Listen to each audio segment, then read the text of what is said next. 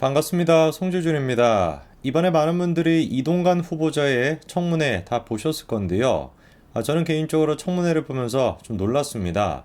윤석열 정부에는 이렇게나 인재가 많구나. 쓸만한 사람들이. 반갑습니다. 송주준입니다. 아마 대부분의 분들이 이동관 후보자의 청문회 다 보셨을 것 같은데요. 저는 개인적으로 좀 보면서 놀랐습니다. 이동관 후보자가 원래부터 말씀을 잘 하시는 줄은 제가 알고 있었는데, 그 민주당의 깽판 치는 것들을 상대로 해가지고 저렇게나 여유롭게 약간 좀 능글맞게 대처를 하실 거다라는 예상은 못했거든요. 근데 엄청났습니다. 말도 안 되는, 다 보셔서 아시겠지만, 말도 안 되는 주장을 하고 있음에도 불구하고, 또 어떤 인간 같은 경우는 사퇴할 생각 있냐? 지금이라도 사퇴할 것이냐? 이렇게 물어보는데, 이동관 내정자가 딱 뭐라고 맞받아치는 겁니까? 점심 먹고 생각해 보겠습니다. 이래버리니까 민주당 사람들이 막 분에 막 죽으려고 하는 거예요. 어떻게 해서든지 꼬투리 잡아가지고 막 뭐라고 하고 싶은데, 약간 좀 제가 그 이동관 후보를 보면서 다른 버전의 한동훈 장관을 보는 듯한 그런 느낌이 들었습니다. 그러니까 한동훈 장관 같은 경우는 딱 이제 핀셋 같이 정확하게 허점을 탁 콕 집어가지고 그 공격함으로써 반박함으로써 우리한테 카타르시스를 준다라고 한다면, 이동관 내정자 같은 경우는 조금 부드러운 카리스마라고 할까요? 약간 그런 노련미를 우리가 볼 수가 있었죠. 많은 사람들이 민주당 쪽에 있는 고민정이 됐거나 별의별 사람들이 나와가지고 이동관 후보를 상대하려고 했는데, 속속들이 다 무너졌고요. 오늘 그런데 제가 영상을 통해 가지고 그 중에서 특히나 눈에 띄었던 한 사람에 대한 이야기를 집중적으로 해보고자 하는데, 바로 장경태에 대한 얘기입니다. 열심히 이렇게 열변을 토하더라고요. 전 개인적으로 장경태 보면서 걱정이 됐습니다. 저것도 저러다가 쓰러지는 거 아닐까. 오늘은 어떻게 다른 조치를 취했는지는 모르겠지만, 또 저러다가 또 괜히 그러면 기자회견 하다가 쓰러지는 것처럼 픽 쓰러지지 않을까 걱정이 됐는데, 장경태 본인 스스로도 걱정이 됐나 봐요. 말실수겠습니다만 이번에 이동관 후보한테 질의를 하다가 이런 얘기를 또 하더라고요. 후보자께서 하셨던 지금 해명 자료 가지고 전 드리고 있는 겁니다. 말실수겠죠, 그렇죠? 분명히 듣기에는 어떻게 들리는 겁니까? 지리고 있는 겁니다. 지리는 겁니다. 이렇게 이제 발음하는 것처럼 들립니다. 모르긴 몰라도 우리 장경태의 본심이 드러난 거 아닐까. 이동관을 상대로 해가지고 내가 지금 이렇게 헛소리를 하고 있는데 나중에 내가 지리게 되는 건 아닐까, 이런 양심 고백이 아닐까 싶네요. 자, 어쨌거나 장경태가 뭐라고 도대체 질문을 했고, 그리고 또 이동관 후보가 어떻게 맞받아쳤는지를 봐야 되는데, 10분 조금 넘는 이 질의 과정 동안에 가장 핵심이 되는 하이라이트만 제가 잠깐만 보여드리고 구체적인 얘기를 해보면은요. 자, 존경하는 화해도 하지 의원님. 않았음에도 불구하고 했다는 것은 마지막에 한꺼번에 답변할까요?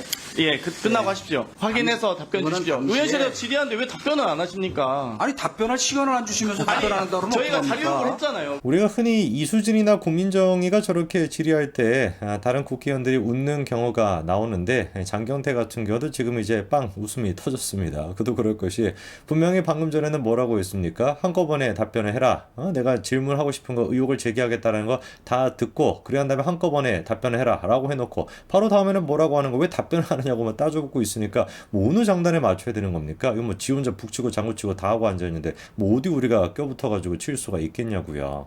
이런 장면만 보더라도 장경태가 얼마나 지리고 있는지 알 수가 있는 건데, 한번 어떤 질문을 했는지 하나하나씩 한번 들어보시죠. 첫 번째 그 선도위 결정으로 전학 조치가 내려졌다 했는데 선도위 개최된 바 없으시죠? 사실 저게 장경태가 준비했던 회심의 일격이었던 건데, 그러니까 선도위가 열렸다라는 식으로 이동관 후보가 해명을 했지만, 알고 보니까 열리지 않은 거 아니냐, 거짓말한 거 아니냐, 이렇게 지금 따져먹고 있는 겁니다. 팩트를 제가 말씀을 드리면 선도위가 열리지 않았습니다. 그럼 진짜로 이동관 후보가 거짓말할 것인가? 결과적으로 봤을 때 거짓말한 거라고 할 수도 있겠지만, 그 내막을 살펴보면 그렇지가 않습니다. 왜? 이동관 후보도 알 길이 없었거든요. 구체적으로 학교에서 어떤 과정을 통해서 어떤 행정 절차를 통해 가지고 진행이 됐는지 이동관 후보 입장에서는 알 수가 없을 겁니다. 결과만 통보를 받는 거니까. 그러면 이번에 그 구체적인 내용을 모름에도 불구하고 왜 그러면 선두가 열렸냐라는 식으로 해명을 했냐라고 따져보는다면은 그것도 이유가 있습니다. 자, 실제로 이 지금 학폭 문제 같은 경우는 처음 제기가 된 것이 아니라 2015년도에도 다음과 같이 제기가 됐었고요. 자, 그런데 그때 하나고등학교 교장선생님이었던 이태준 교장이 나와가지고 뭐라고 분명히 언급을 했냐. 선도위원회에서 이동관 후보 아들에 대해서 권고 전학을 하기로 했다. 분명히 이렇게 기록이 남아있다라는 걸 우리가 알 수가 있죠. 교장선생님이 직접 나와가지고 감사에서 뭐라고 얘기를 했으니까, 선도위가 열려가지고 권고 전학을 하기로 했다 라는 식으로 얘기했으니까 그거를 그대로 받아가지고 그냥 해명을 했던 거에 불과하다 있다라는 겁니다. 이동관 후보 같은 경우도 어쩔 수가 없었던 상황인 것이죠. 그리고 또 장경태가 뭐라고 따져묻는 게 있냐? 왜 이동관 후보자의 아들에 대해서만 방금 가해 사실이 있다고 반성하고 있다고 얘기했는데도 불구하고 왜 학폭위가 열리지 않습니까? 그래서 나중에 김승희 질문을 이사장과 하라고 전화하고 질문 기회를 안 이사장이 주시면 교장과 답변 기회를 안 주시면 전화해서 어떡합니까? 외압 논란이 있는 겁니다. 사실 이제 저 부분 같은 경우도 첫 번째 장경태가 질문한 거랑 연결이 되는 부분이기도 한데요. 요거를 살펴보기 위해서는 이동관 후보가 냈던 해명을 좀 구체적으로 볼 필요가 있습니다. 먼저 이제 첫 번째 해명의 내용이 아들과 피해 학생 둘 사이에 화해가 있었다라는 것이고, 그래서 학폭위가 열리는 것 대신에 선도위가 열렸고 가장 무거운 퇴학 처분보다 한량의 낮은 전학 권고를 받았다. 요게 이제 이동관 후보 측의 해명이었습니다. 자, 그럼 여기서 우리가 살펴봐야 되는 게 선도위가 열렸다라고 해명했던 그 이유는 방금 제가 말씀을 쭉 드렸고요.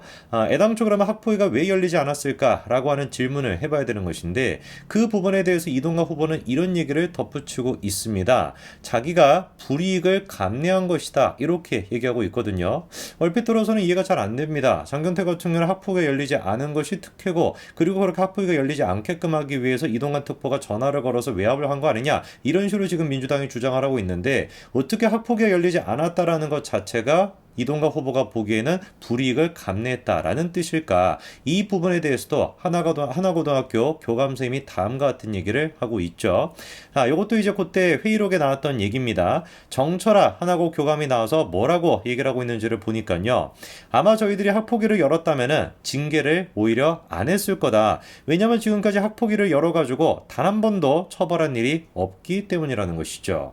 자, 그러니까 이 면 때문에, 이런 점 때문에 지금 이동관 특보 또한 마찬가지로 뭐라고 해명을 했던 거예요? 자기들 입장에서는 불이익을 감내한 거라는 겁니다. 학폭위가 열리게 된다면 오히려 어떻게 됐을 가능성이 높기 때문에 아무런 처벌을 안 받을 가능성도 높았기 때문에 학교에서 가장 강력한 퇴학, 그 바로 안에 있는 강제 전학을 우리한테 내렸고, 그거를 그냥 받아들였다라는 거죠. 애한테도 분명히 뭐 책임이 있는 것이고, 그리고 또 피해를 받았다고 주장했던 학생도 있었으니까 화해를 했음에도 불구하고 학교에 그런 식의 권고를 받아들였다라는 겁니다. 화해를 해야지만, 그러니까 소위 처벌을 원하지 않고 화해를 해야지만 이 담임교사에 의해서 자의적인 이 가이드라인 지침이 적용됩니다. 네. 그런데 화해한 적이 없다고 합니다. 자, 그러니까 장경태가 저런 식으로 질문을 또 하게 되는 것이죠. 이동관 특보 측에서는 화해가 있었다라고 주장을 하지만 담임선생님은 뭐라는 겁니까? 진정한 화해가 없었다, 이렇게 얘기를 하고 있다는 거죠. 이 진정한 화해, 뭐 이런 얘기 많이 들어보지 않았습니까? 근데 뭐가 됐든지 간에 저는 저 담임선생님 정체가 뭔지는 모르겠어요. 근데 의문을 갖는 포인트가 뭐냐면은, 애당초 담임선생님이 뭐라고 자기가 나와가지고 화해가 있었다 없었다 이런 얘기를 하는가, 그거 자체가 이해가 안 되거든요. 피해를 받던 학생이 자기가 화해를 했다라고 얘기하는데 담임선생님 나서가지고 너는 화해를 한 것이 아니야 라고 하는 거, 그거 자체가 가스라이팅 아닙니까? 그리고 담임선생님도 저는 이 사람들의 주장에 따르면 책임을 져야 된다라고 보는 게, 애당초 학생회가 열리지 않고 선도위가 열리지 않고 강제 전학 조치가 됐던 거, 그 원인이 누구 때문이었어요? 담임선생님 때문인 거 아닙니까? 담임선생님의 자체 종결사항으로 처리가 됐기 때문에 전학을 가게 되면서 마무리가 됐던 거거든요. 그런데 그랬던 사람이 이제 나와가지고 갑자기 학생들끼리는 진정한 사과가 없었다? 저는 이렇게 얘기하는 것 자체가 의문스럽고요. 정치적 목적이 다분히 있다라는 생각이 들고, 그것뿐만 아니라 이거를 받아가지고 KBS나 MBC가 지금 대서특필을 하고 있는 거, 그것도 다분히 정치적이라고 봅니다. 아까도 제가 말씀을 드렸습니다만, 이 문제 같은 경우는 대개 민주당에서 제기하는 거가 다 그런 것처럼 오세훈 시장에 대한 것도 마찬가지인데, 과거에 이미 끝난 문제입니다. 2015년도부터 2017년도까지 다 조사가 돼가지고 검찰이 수사를 해봤을 때 문제가 없다라고 판단했음에도 불구하고 또다시 같은 내용을 민주당이 지금 반복하고 있는 겁니다. 그리고 그렇게 반복할 때 우리가 좀 눈여겨봐야 되는 한 사람이 있는데, 2015년도에 이 문제가 제일 처음 불거졌을 때 누구로부터 이것이 시작이 됐냐? 바로 하나고등학교 교사인 정경원이라고 하는 사람을 통해서 이 문제가 제일 처음 드러나게 됐는데요. 자, 정경원 씨가 뭐 하는 사람인지를 보니까요, 뭐 예상이 되는 거 아니겠습니까? 저렇게 이제 정교조에서도 열심히 활동을 하시는 분이고요. 그리고 놀랍게는 지금은 어디가 계신다라는 겁니까? 중국에 가가지고 중등부 교사로 근무하고 계신다라고 하고, 과거에 또 보니까 이재명 지지 칼럼도 기고하신 적이 있네요. 그때 여기가 대의민주주의 한계에 봉착해가지고 그 대안으로 누구를 떠올리고 있다? 이재명을 떠올리고 있다, 뭐 이런 얘기입니다. 대의민주제가 자유민주주의의 핵심이죠. 근데 대의민주주의의 한계를 느끼셨대요. 이 지금 교사는 뭐 어떤 이유인지는 모르겠지만, 그리고 그거에 대한 대안이라고 하는 뭐밖에 없습니까? 직접 민주주의밖에 없습니다. 북한에서 하겠다라고 하는 거. 근데 그거는 이제 뭐 민주인지 뭐 지들은 민주라고 부릅니다만 뭐 어쨌거나 모든 국민들이 참여하는 뭐 시스템을 만들겠다라는 것이고, 그거를 할 수 있는 게 누구라는 거예요? 이재명이다라는 겁니다. 뭐하러 이런 사람들이 대한민국에 필요한 것일까? 이 사람들은 대한민국에서 활동하는 것이 아니라 이미 뭐 정경원 씨가 그런 것처럼 중국에 가서 국회 활동을 하시든지 아니면 북조선에 가가지고 활동하는 게 맞지 않을까 싶네요. 뭐가 됐든 간에 이동관 특보가 아주 노련하게 민주당의 저 잡스러운 사람들을 잘 대처하신 것 같습니다. 별 탈 없이 제가 보기엔 임명이 될 것 같고요. 공영방송 얼마나 지금 기울어져 있습니까? 완벽하게 평평하게 맞추지는 못한다라고 할지라도 최소한의 진짜 균형 감각만큼이라도 우리가 느낄 수 있도록 공정성이 확보가 됐으면 좋겠습니다. 여기까지 말씀드리겠습니다. 감사합니다.